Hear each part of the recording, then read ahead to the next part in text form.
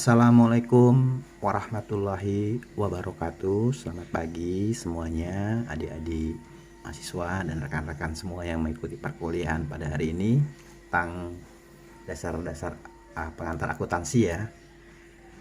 Baik, pada hari ini kita akan bahas tentang pencatatan metode periodik dan perpetual pada perusahaan dagang.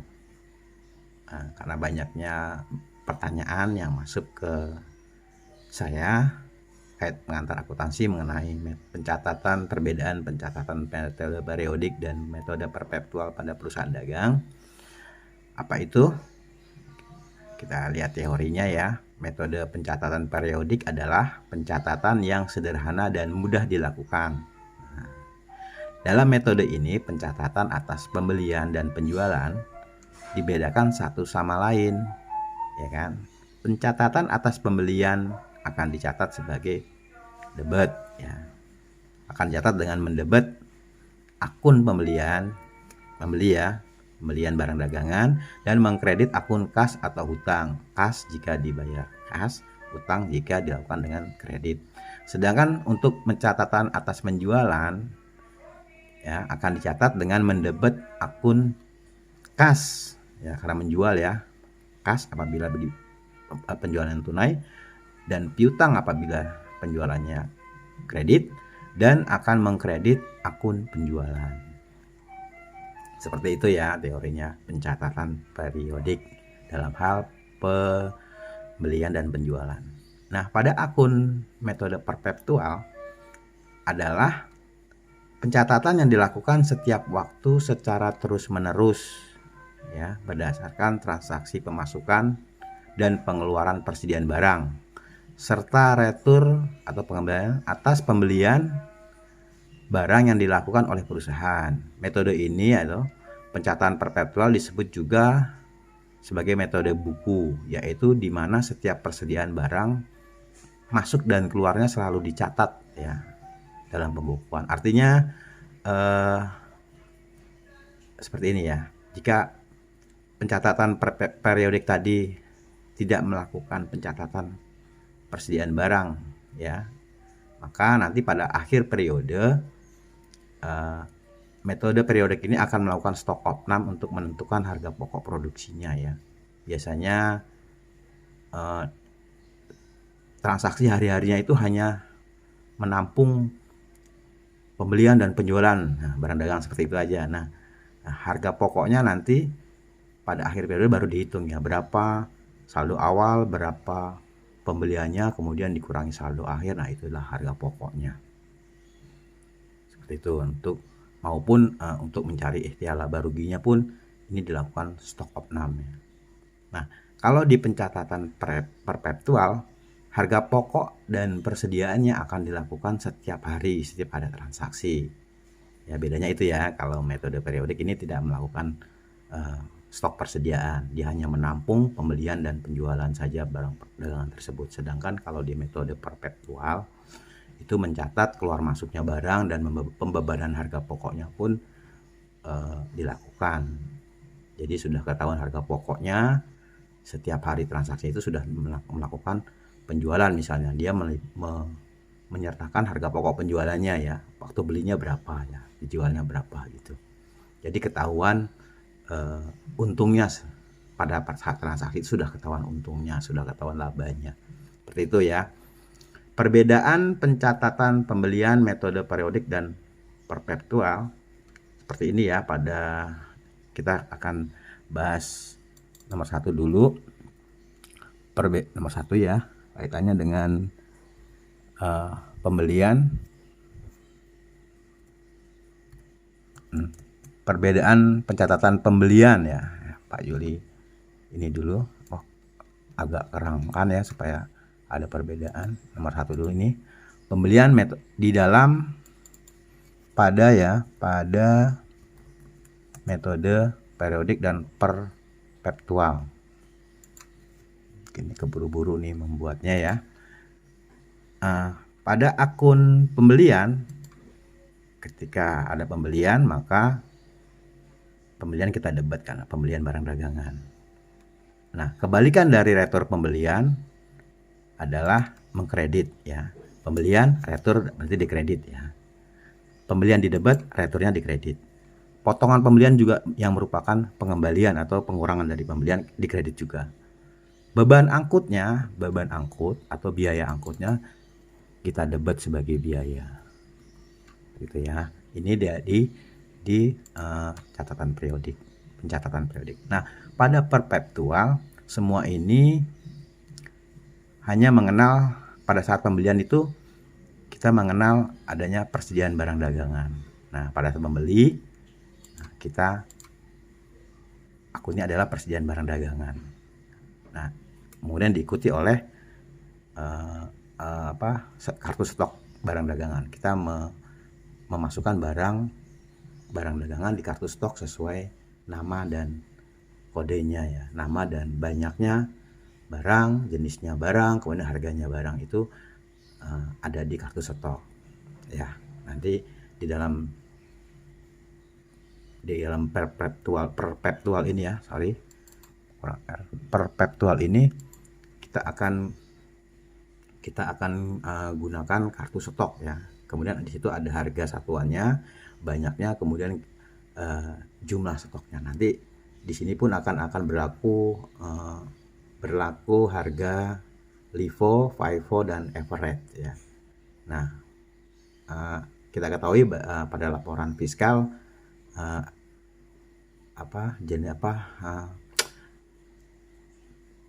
cara pembebanan ini tidak diperbolehkan dengan LIFO ya, harus dengan FIFO dan average ya, karena LIFO ini mungkin sudah tidak relevan ya dengan perhitungan pajak ya, terlalu kecil gitu ya, sehingga terlalu tidak relevan lagi, sehingga pajak itu hanya mengakui pembebanan harga pokok produksi itu dengan FIFO dan average ya. Nanti ini pun sudah saya share juga ya di dalam video tentang rekonsiliasi laporan keuangan komersial dan fiskal. Oke, kita kembali ke laptop ya, kepada materi ini. Jadi semua di periodik ini, di akun yang ada di periodik ini pada pencatatan perpetual itu diakui persediaan barang ya. Perhatikan ya, ini catatan ya. Perhatikan di metode perpetual tidak ada akun pembelian ya, tidak akan ada pembelian nih. Dia pada saat membeli dia akui persediaan barang saja, nambah artinya. Ya, tidak ada akun retur ya, tidak akun retur. Tidak ada beban pembelian ya, maupun potongan pembelian juga tidak ada ya. Yang ada hanya ya persediaan barang dagangan. Nah, intinya ketika ada transaksi di atas, nama akunnya yang muncul adalah persediaan barang dagangan, hanya tinggal menempatkan posisinya di debit atau di kredit, seperti itu ya. Oke, baik, kita masuk ke ilustrasinya. Ini kita besarkan dulu supaya jelas. Nah, seperti ini ilustrasi ya, contoh maksudnya skema jurnal transaksi pembelian pada metode periodik dan perpetual. Contoh ya, transaksi ini ilustrasinya pembelian nih.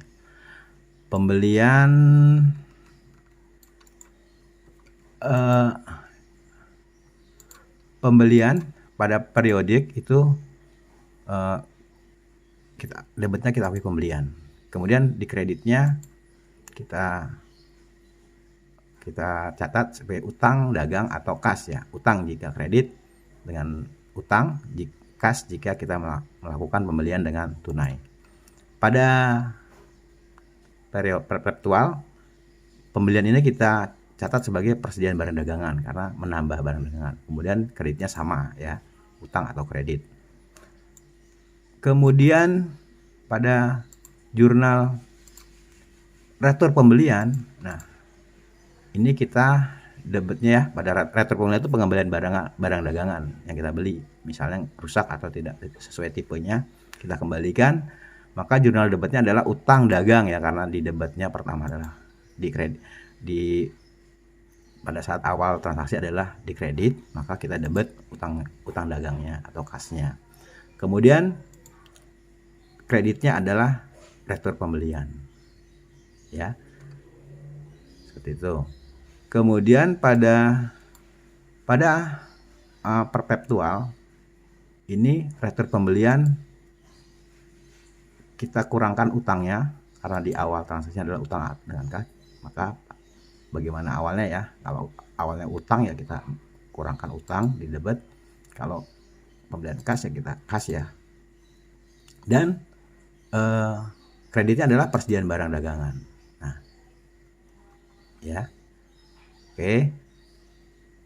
Sekarang ada transaksi beban angkut ya, ada biaya pembelian ngangkut ya, misalnya menggunakan truk gitu ya, angkut truk harus bayar gitu, membeli barang ongkos angkutnya kita bayar, maka pada jurnal periodik kita bebankan biaya angkut pembelian. Kreditnya tentunya mengeluarkan uang ya, kas sebesar uang yang dikeluarkan. Kemudian pada perpetual beban angkut ini menambah persediaan barang dagangan ya, karena mengeluarkan uang berarti menambah pada nilai barang dagangan. Kemudian kreditnya kita jurnal kas kredit karena mengeluarkan uang. Oke, selanjutnya adalah pelunasan pembelian tanpa potongan. Nah, seperti awal ya, utang, kita punya utang awalnya transaksi, kita jurnal di kredit, kita jurnal ke debit, dibalik, jadi semua sisa hutangnya tanpa potongan tuh dilunaskan. Kemudian kreditnya kas. Nah, di perpetual sama ya, di perpetual ini sama. Save biar supaya kelihatan. Set. Ini saya view. Nah, ini hidden di unpress. Nah, pada pelunasan pembelian tanpa potongan jurnalnya sama, pada metode pencatatan perpetual sama ya, sama dengan periodik. Kemudian pelunasan pembelian dengan potongan.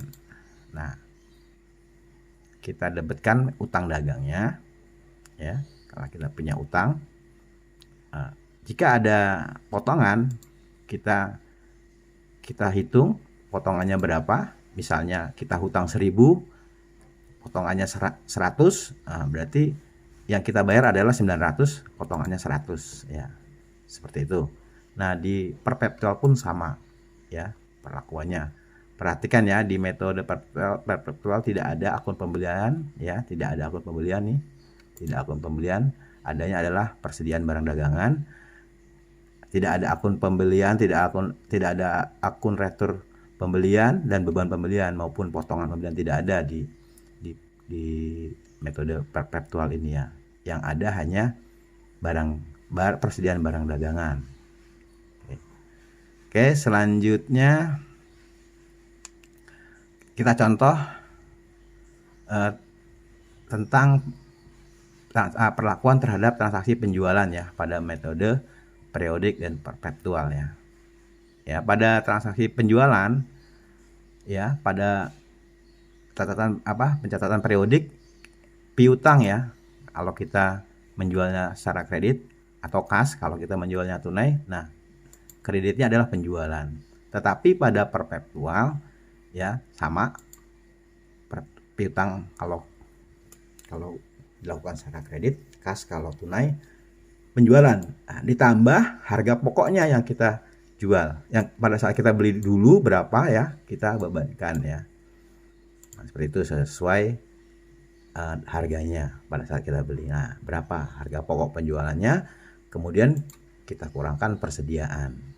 Nah, hanya ada penambahan ya. Prinsipnya sama ya, pada saat penjualan piutang, pada penjualan piutang atau kas pada penjualan kreditnya sama ya. Hanya ditambah ada harga pokok penjualan dan persediaan. Oke. Gimana kalau ada retur penjualan ya pada periodik metode periodik, retur penjualan pada piutang ya, karena di awalnya adalah piutang atau kas ya.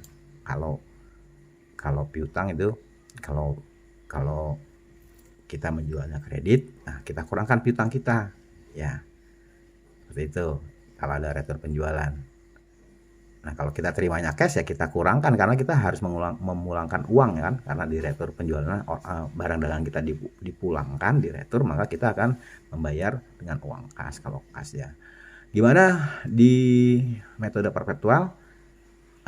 Tetap sama ya, pertamanya retur penjualan, kreditnya adalah debitnya piutang, kreditnya adalah piutang atau kas, ditambah lagi persediaan barang dagangan dan harga pokok, karena awalnya kita sudah membebankan harga pokok ya, tetapi karena dipulangkan berarti barangnya kita dipulangkan, berarti kita menambah persediaan kita karena dipulang dari retur ya, tetapi kita mengurangi harga pokok ya, karena barang dipulangkan, jadi karena penjualannya dipulangkan ya, berarti persediaan kita bertambah lagi, tapi harga pokoknya berkurang itu.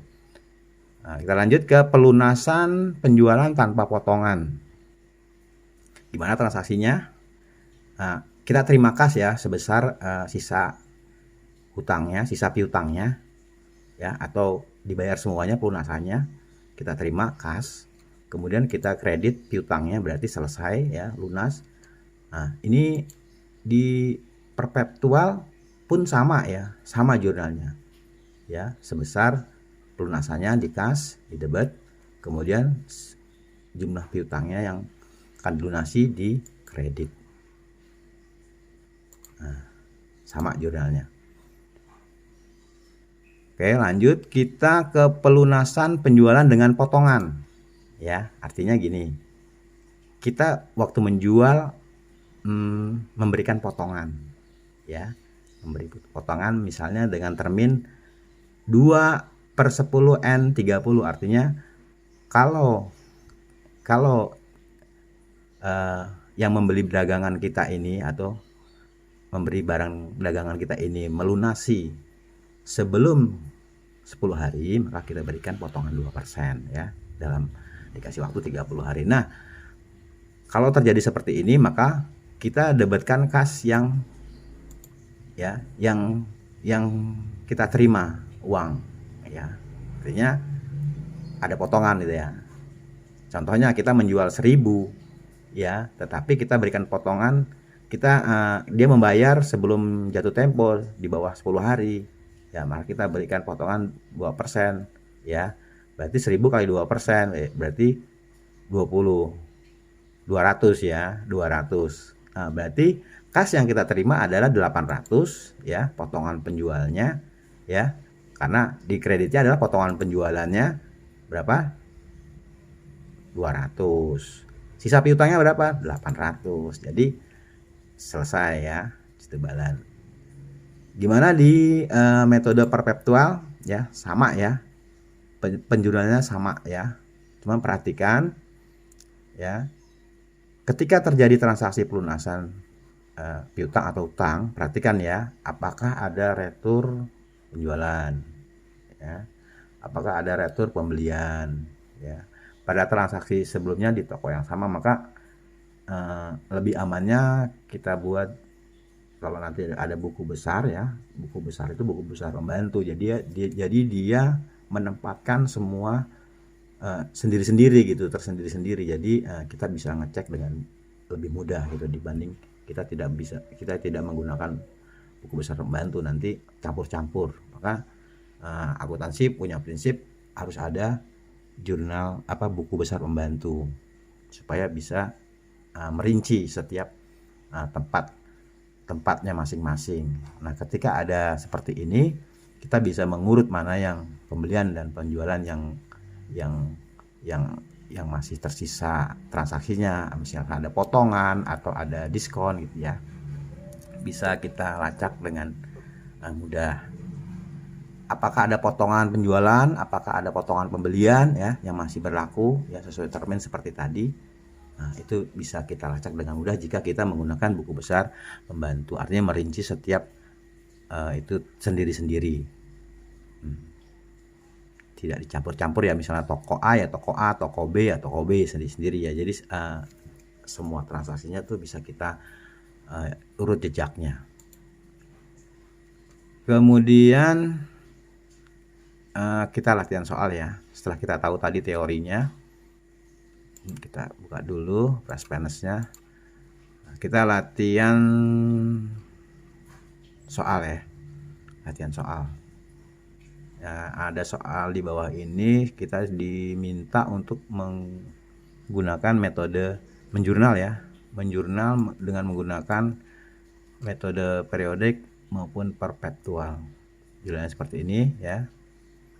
Di sini tanggal 1 dibeli barang dagangan toko Dewa senilai 8 juta dengan termin 4/10N30. Ini artinya kita punya usaha, kemudian beli barang dagangan di toko Dewa ya, harganya 8 juta, tapi dikasih termin 10 hari ya.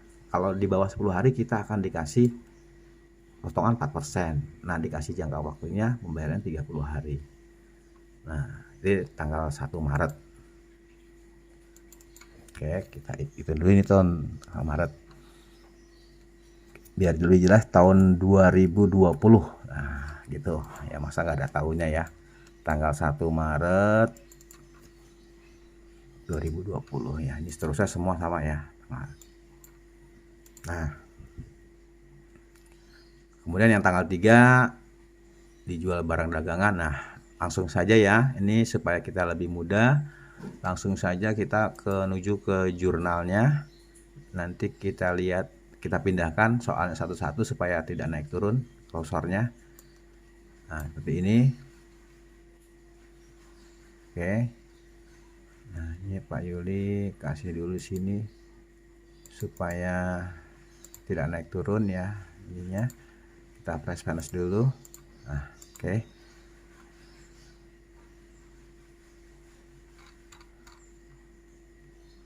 Nah, ini kita kecilkan dulu.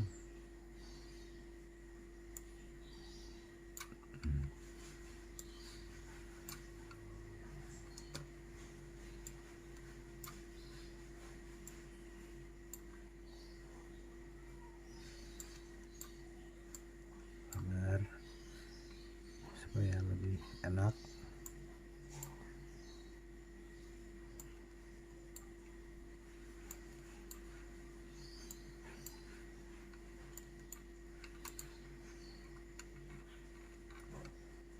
Ini ada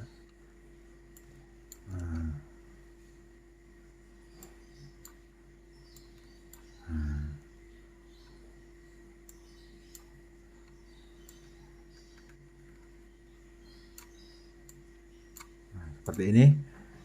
Baiklah, Pak Yuli sudah pindahkan ya soal yang tadi di atas. Ini di atasnya supaya kita tidak lebih mudah, tidak naik turun. Ini pada tanggal 1 Maret dibeli barang dagangan dari toko Dewa senilai 8 juta dengan termin 4/10N/30 ya. Kita jurnalnya barang dagangan, kita jurnal di debit untuk periodik ya. Untuk syarat periodik barang dagangan pada utang dagang ya senilai 8 juta. Kemudian pada pencatatan perpetual ya, pembelian barang dagangan kita ganti dengan persediaan barang dagangan ya 8 juta.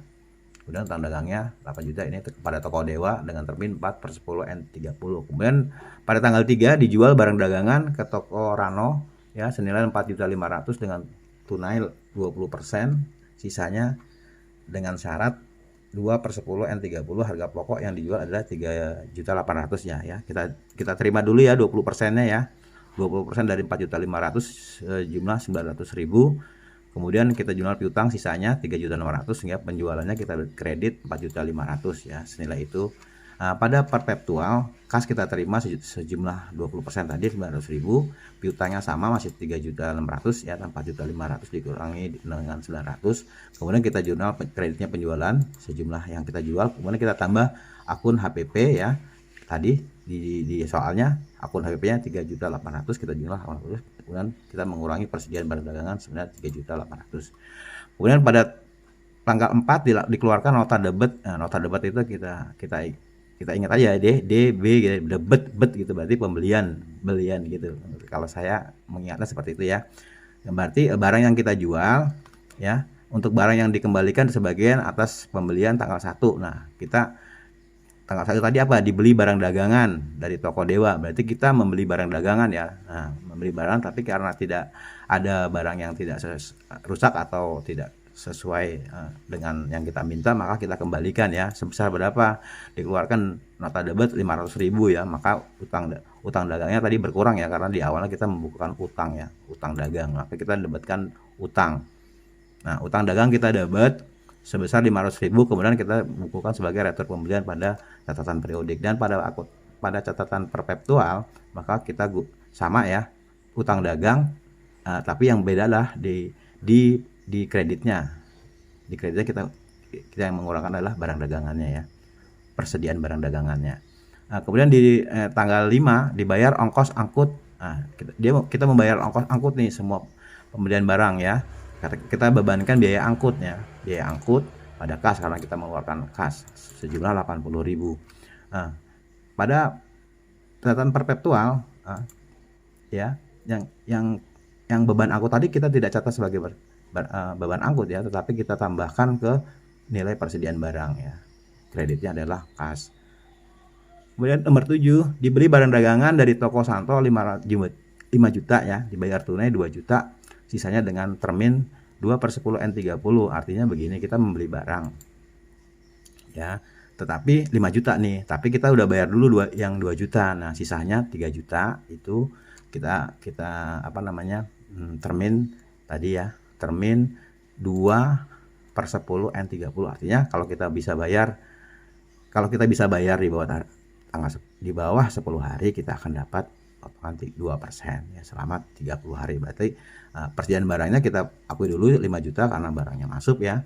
Kemudian kita bayarnya cicil dulu 2 juta ya. Kemudian utang dagangannya 3 juta ya. Ingat ya, kita catat di sini kepada toko Santo kita masih utang 3 juta ya. Karena kita baru bayar 2 juta dan harga dagangannya 5 juta.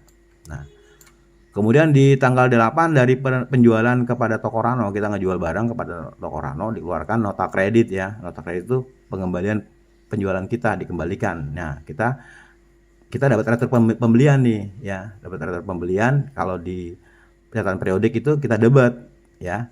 Nah, karena kita jualan dulu piutang ya, kredit, maka kita mengurangi piutangnya. Jadi seberapa jumlahnya? 200.000. Nah, pada catatan perpetual pengembalian penjualan barang dagangan ini kita kan kembali barangnya, berarti menambah persediaan ya, persediaan barang nambah ya. Nah, persediaan barang berarti kita mengurangi piutang ya, ini salah ya, mengurangi piutang bukan kas karena jualnya utang dagangnya berkurang 200.000.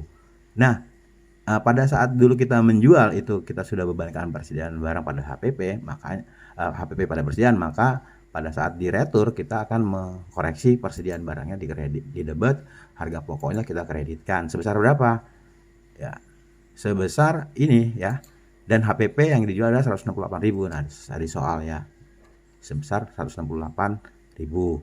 Kemudian pada tanggal Maret dijual lagi barang dagangan kepada toko Bina seharga 6 juta dengan termin 2/10 N30 ya. Sama ya artinya tadi ya, bahwa kita menjual barang seharga 6 juta ya, tapi dengan termin 2/10, artinya kalau dia bisa membayar di bawah 10 hari kita akan kasih potongan 2% ya, sewaktunya kita kasih 30 hari. Nah, kita jurnal di pembukuan periodik adalah piutang dagang ya pada penjualan sejumlah 6 juta. Nah, pada catatan perpetual kita bukukan sama awalnya ya, piutang dagang penjualan, tetapi kita tambah harga pokoknya ya. Harga pokoknya berapa? Nah, di sini ada ya. Harga pokoknya di sini disebutkan ya. Harga pokoknya 5.500.000. Nah, sini. Jadi langsung ketahuan ya. Jualnya berapa, harga pokoknya berapa, langsung ketahuan ya. Di sini kita bisa tahu untungnya ya. Sekarang pada tanggal 7 Maret ya, dibeli barang dagangan dari toko Santo 5 juta. Berarti kita membeli barang dagangan nih ya kan. Nah, dibayar tunai 2 juta, sisanya dengan termin 210 PN30, artinya sama seperti tadi ya. Kalau kita bisa membayar di bawah 10 hari kita akan dapat diskon ya. Pertama kita bayar dulu yang cashnya ya, 5 juta dibayar tunai ya, dibeli barang dagangan dari toko Santo ya kan. Tadi kita lihat dulu ya, toko Santo tadi kok ini ada catatannya, berarti ada perhitungannya nih. Toko Santo tadi lalu dari toko Santo dibayar tunai 2 juta, sisanya dengan termin. Sebenarnya tanggal 7 kok sama, ada yang salah mungkin. Coba kita lihat dulu. Soalnya 7 dibeli barang dari toko Santo 5 juta, sisanya dengan termin 210 ya. Sini dibeli barang dagangan dari toko Santo 5 juta, dibayar tunai 2 juta, sisanya dengan termin. Nah ini pembelian barang 5 juta, kasnya 2 juta. Ini tadi udah kita bahas ya. Tadi yang ini kembali ke nomor 7 ya, salah ya. Setelah nomor 10 apa? Setelah nomor 10, nomor 13 ya. Kita salah ya. Maaf ya.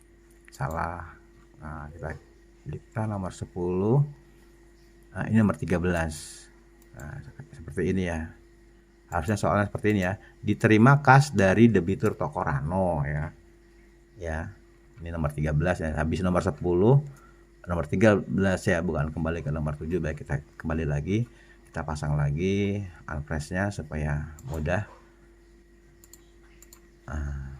Nomor 13 ya, diterima perkas dari debitur toko Rano, berarti kita menerima pembayaran dari piutang yang dulu ya, kas sebesar diterima perkas dari debitur toko Rano atas penjualan yang lalu.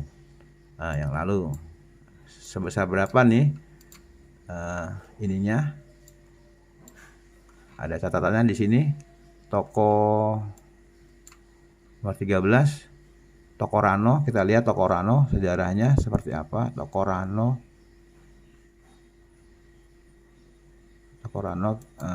kita lihat dulu. Ini toko Rano ya, 6 juta. Toko Bina, toko Rano mana ya? Sebentar, toko Rano.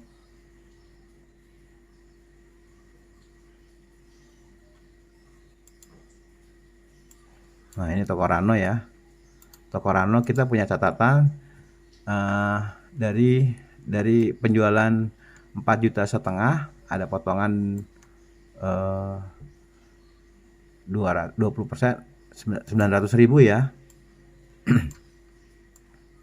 Ini 900.000, sisa piutangnya 3.600.000 ya. 3.600.000 di nomor 13 tadi. 3.600.000 itu ada terminnya ya, ada terminnya. Rano itu ada terminnya.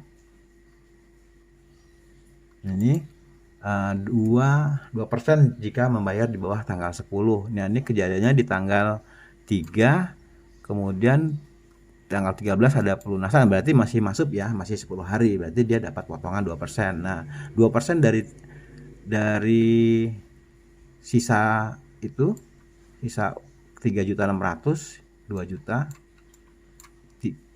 2% dari 3.400.000 ya, jumlahnya adalah 68.000, sehingga kita hanya menerima 3.332.000 karena dia membayar masih sesuai terminnya ya, di bawah 10 hari. Jadi dapat diskon 2% dari sisa hutang. Kemudian hutangnya kita catat semua di kredit. Ini seperti ini. Sehingga selesai hutangnya ya dengan potongan 2% karena dia membayar masih di bawah atau sama dengan 10 hari sesuai termin. Di pencatatan perpetual sama Seperti itu ya. Tidak ada yang beda untuk pelunasan ini. Kemudian pada tanggal 15 Maret dibayar perkas kepada debitur atas pembelian tanggal 1 ya. Tanggal 1 ini kepada tanggal 1 itu ya, kita lihat tanggal 1 itu masih berapa kepada toko Dewa ya. Tanggal 1 ini nih, tanggal 1 nih. Tanggal 1 itu tanggal 1. Nah, ini kita ada termin 4%. Kalau dibayar di bawah 10 hari kita ada potongan 4%, waktu dikasih 30 hari ya, dari 8 juta. Kemudian tadi kita udah membayar berapa, kita pulangin utang dagang, kita pulangin 500, berarti dari 8 juta kita kurang 500. Kemudian ada 1000 lagi, seperti apa tadi, 1000 di toko Dewa ini, sabar ya, 1000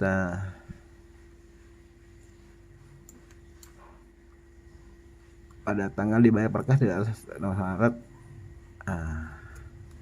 6.500 ya. Dari mana? Dibayar perkas kepada debitur. Kita membayar ya. Kita membayar utang dagangnya 6.500 dari sama di perpetual juga pencatatannya sama ya. Cuma ini 6.500. Oke, 6.000. Kita lihat dulu ininya apa namanya. Ini ada lagi. Diterima kembali sebagian barang yang dijual pada tanggal 1 Maret ya. Ya kan? Diterima lagi. Ini sama ya. Berarti ini ada retur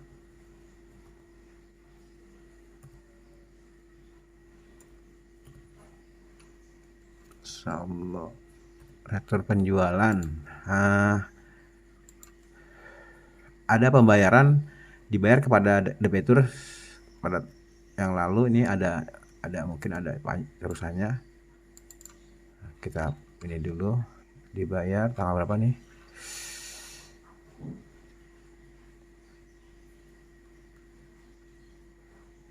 Dibayar kas debitur tanggal 15. Ini enggak ada ya.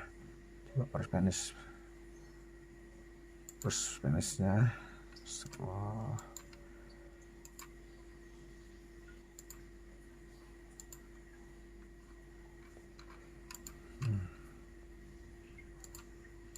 Kita lihat dulu tanggal ini apa ada kesalahan. Di tanggalnya dibayar kepada debitur. Ini mungkin ada yang dibayar perkas kepada debitur Maret yang lalu. Ya, keterangannya ya. Kok ini bisa 6.500 ya? Mestinya harus ada nih. Ya. Jurnalnya seperti ini. Pembayaran dengan kas. Kemudian diterima kembali sebagian barang yang dijual pada tanggal 1 juta ya. Berarti kita retur penjualan tanggal 10 ini ya, penjualan 6 juta ya, rumah 1 juta. Karena barang kembali kita anggap retur penjualan. Kreditnya mengurangi piutang. Kemudian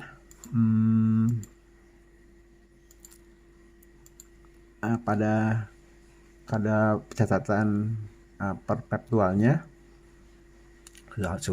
sulit kalau tidak dikasih head ya mana-mana. Nah, ini pada tanggal ini nanti kita cari dulu ya. Nanti kita pending dulu yang nomor 15 ini kita kerjakan dulu. Nanti ini nomor retur yang diterima kembali sebagian barang yang dijual ya, berarti ada barang kembali. Debatnya kita bukan retur penjualan. Kreditnya kita buku piutang dagang sejumlah nilai 1000 ya. Nah, pada perpetual karena barang kembali berarti menambah persediaan ya sejumlah 1 juta. Kemudian HPP-nya kita kurangin karena pada awal penjualan dulu kita sudah membayarkan harga pokok ya. HPP-nya 800, pendapatannya 200.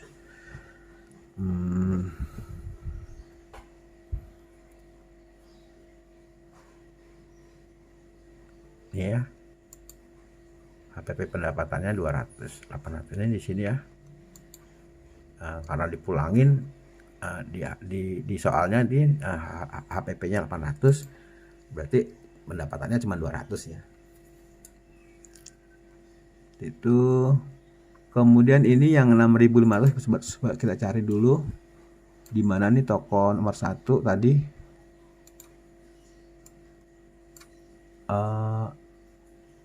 Sejumlah 6 utang dagang ya, utang dagang untuk dibayar per kas kepada debitur ya, berarti sisa utang kita bayar yang lalu tanggal 1 Januari ini, tanggal 1 dibilang 8 juta, dikasih termin 4% jika bisa bayar di bawah 10 hari. Nah, ini seperti apa transaksinya? Toko Dewa. Nah, oh ini pertama kita utang 8 juta dikurang 500 karena kita kurangin barang dagangnya kita retur nih di tanggal 4. Kemudian ada 1 juta dari mana ini? Dari 1 juta seperti salah ini nih, nggak ada 1 juta ini, nggak ada transaksi 1 juta nih di Dewa ini ya, di toko Dewa ini nggak ada 1 juta, ini salah nih. 1 juta ini bukan, jumlahnya 7.500 ya. Sejumlah 7.500 yang di tanggal dibayar per kas kepada debitur 1 Maret ya, 7.500 ya, 7.500. Karena awalnya kita punya utang 8 juta, kemudian kita kembalikan barang dagangannya karena rusak 500, jadi tinggal 7.500. Nah, di catatan periodik itu 7.500, kemudian di catatan perpetual ini harusnya 7.500 juga ya, sama mengikuti seperti ini ya, mengikuti perhitungan ini 7.500. Nah, itu kayak tadi di bawahnya kita sudah kerjakan. Ini yang 1000 ini salah tempat, harusnya di nomor 17, nggak apa-apa supaya kita lebih tahu juga kalau ada kesalahan ya. Kemudian yang bertanya seperti ini, 200 dari mana? Ini kan kita barang kita kan barangnya diretur ya. Waktu penjualan itu kan itu kan 10 itu tanggal 10 itu kan kita jualnya 6 juta ya. Harga pokoknya kan sudah kita bebankan 5.500.000. Nah, ketika dikembalikan 1 juta, kan kita di sini ada tulisannya bahwa pada saat dijual itu kita membebankan HPP-nya 800 perak gitu ya. Kan 800 rupiah. Nah, ini berarti kita tulis 800 rupiah, tetapi kan sisanya pendapatnya bukan 1.000 lagi karena kita udah kepotong HPP. Berarti pendapatan kita, untung kita dari penjualan dan 1.000 ini kita cuma untung 200, seperti itu ya. Itu kenapa ditanya 200 dari mana. Kemudian kita yang tanggal 20 ya, 25 Maret dibayar utang kepada kreditor atas penjualan tanggal 7 Maret yang lalu. Nah, tanggal 7 mana? Tanggal 7 ini pembelian barang dagangan sebesar 5 juta ya. Kita beli barang dagangan 5 juta, tapi kita udah bayar 2 juta, sisanya 3 juta ya. Nah, ini ada termin, lihat 2/10 N30, berarti kalau masih ada 10, sisa 10, masih ada sisa terminnya, kita bisa dapat potongan ya dari 3 juta ini ya. Kita lihat tanggal 7, sekarang kita bayar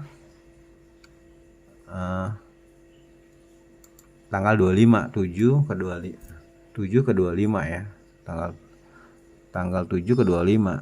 Artinya kita tidak dapat itu ya, udah lewat waktu. Utang dagangnya kita udah lewat waktu, jadi kita nggak dapat potongan. Kita udah lewat ya, tanggal 7 ke tanggal 25 lebih ya, lebih dari termin. Maka kita harus bayar penuh ya, 3 juta. Utang dagangnya kita lunasin, kita uang kas, kreditnya kita kas, sama di perpetual juga sama seperti itu. Kemudian terakhir adalah tanggal 29 dijual barang dagangan secara tunai sebesar 3 juta, HPP 2 juta 200. Nah, pada pencatatan periodik ya, karena penjualan tunai berarti kita menerima uang sebesar 3 juta. Nah, kita kreditnya kita buku penjualan sebesar yang kita terima. Nah, pada pencatatan perpetual